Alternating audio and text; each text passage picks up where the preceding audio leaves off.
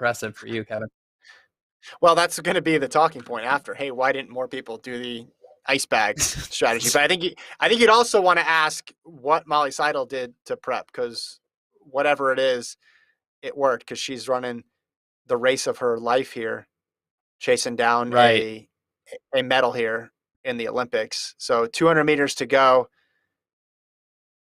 I don't think there's going to be much drama here at the finish, so I'm not going to spoil anything. You got Jepchirchir, who came in with great credentials and was one of the favorites. She's won 2 World Half Marathon titles.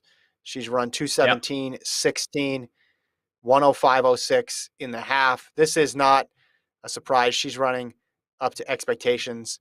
But the story for the U.S. is Molly Seidel is gonna come away with a medal here behind the world record holder, who's run 2:14 in the Yeah. marathon, Bridget Kosgei.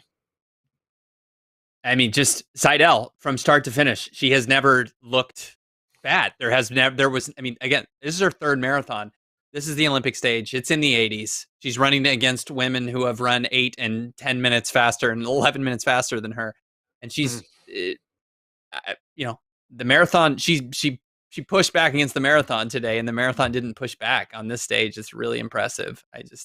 I can't get over it. How just hard earned and impressive of a bronze this is going to be for Seidel. Mm-hmm.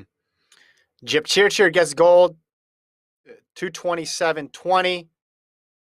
She's overcome with emotion at the finish line. Gordon's happy too. It's going to be Kosgei a few seconds back, 2:27:36. And then, as you mentioned, Molly Seidel, 3rd marathon of her career. The day started by posting the warm-up on Strava, and it ends with an Olympic bronze. Wow. What a Cool story. celebration. And she was celebrating, pumping the fist, saying yes. That was really cool. That was fun. That's unbelievable. Looks like she could keep going too.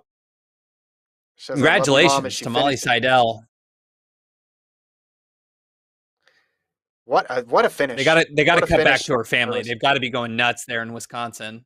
They've got to cut back to the family camp, because the family, yeah, there they are. They're going nuts.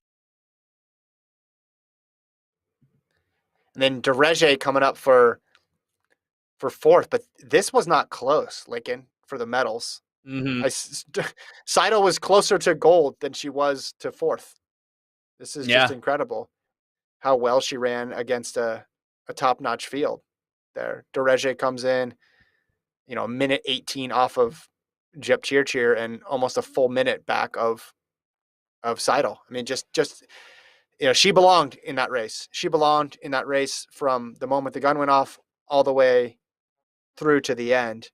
And as I mentioned before, that's the U.S.'s first medal in the event since Dina Castor in 2004. We think of athletes, I think that not I don't want to frame it as they benefited from the fact that there was a pandemic, but an athlete that probably benefited from there being a gap year between when she qualified and when the race was held for the Olympics was Molly Seidel. I'm not saying she would have not medaled necessarily if the race was in 2020, but clearly has gained some confidence in this race. And it's just wild to think back to February 2020. Not only has the world completely changed since then, but Molly Seidel was somebody hardly anyone was talking about. There was a deep field in the U.S. At the U.S. trials, and Molly Seidel's name was not among them, primarily because she was making her debut, but also because she had struggled in the years since. It's not like she was a star coming from the track professionally over to the roads. I mean, she had been, had some empty years, and this is just an incredible, an incredible story for Seidel, and has a chance now to be. She's already established herself as an all-time great as far as a U.S. women's marathon, just by virtue of medaling, how hard that is to do. Something that that Shalane Flanagan wasn't able to do in the marathon at the Olympics, something that Kara Goucher wasn't able to do, but something that Dina Castor has done, something that Joni Samuelson has done. I mean, she's already established herself, but now at age 27 is just really got this chance going forward to establish herself as one of the best in the U.S.'s history. So it's but today's moment is the important thing, right? It's not the what this means for a future. Yeah. It's just winning bronze is incredible. Even if she does nothing Well, else, this is just outstanding. and look at what came before it too, an upset to even get on the team. She's a professional upset Hmm. specialist. That's what she I think does. so. She looks at low odds and she laughs at them. That's what Molly Seidel has Yeah. done twice. Two big Hmm. high stakes races, and she pulled out amazing performances in both of them. And Yeah. I don't I when she went into Atlanta, it was a debut. So of course nobody's going to say, "Hey, the debutante, that's who I'm going to pick." And then going into the Olympics, yeah, she dropped her PB down, but as I mentioned, 10 minutes, 8 minutes back of the people who she was contending with. Yeah. No one's going to stand up and Yeah. say, "Hey, she's going to be in it to win it. She's going to have a chance at Hmm. bronze. She's almost going to knock off the world record holder." And it's not just the world record holder having a bad day, it's the world record holder running for second place. It's not Perez Jepchirchir having a horrible day and she's Yeah. hanging with her. It's Perez Jepchirchir winning gold. She went toe to toe with the best Yeah. in the world.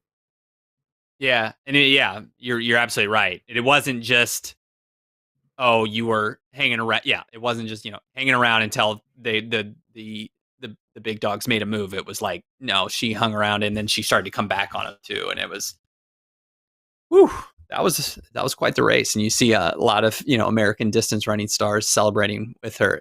Kevin, for me, I think that makes up for the U.S. men's struggle in the sprints. I think that completely atones for it. We got a bronze medal, and honestly, a hot take here, Kevin. Obviously, you'd prefer the silver over the bronze. It's a better place. I kind of like the look of the bronze medal over the silver. So maybe Molly Seidel agrees with me there. It's just a more exciting piece of jewelry, I think.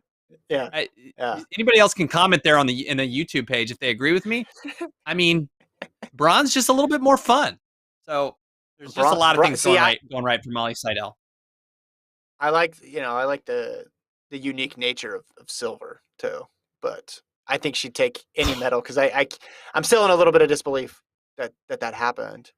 To be honest, and it just goes to Right. show you how unpredictable the whole Olympic program is from top to bottom. And if you're somebody who's pulling for the American athletes and you're like frustrated about why didn't they get a medal here? Why did this person perform? You also have to take this as a sign too, right? You can't just be like, Right. I want all the upsets to go in our favor, and I don't want any of them to go in another country's favor. No, that's not how it works. Unpredictability Yeah. goes both ways. Ethiopia got Yeah. shut out of the women's marathon, and Kenya obviously they had 2-1-2, so they're happy with their result. But just as you wouldn't predict America to not get a men's 400-meter medal, you probably thought Ethiopia would hang in there a bit longer. Is is this a Gordon tweeting things now? I don't think No, that's that's gotta be Travis. Travis. Is it? Oh well, that's No, Gordon's that's that's Gordon's yeah, it's font. Gordon has a font yeah. that he always uses, and that's it. Um, that's a good one. The KD and Steve Nash one's pretty good. Um, So we're gonna do Kevin, more my recap. Yeah, oh, go ahead. go ahead. No, go go Oh, go I was gonna say my stream has transitioned over to equestrian, go. Mm-hmm. and which is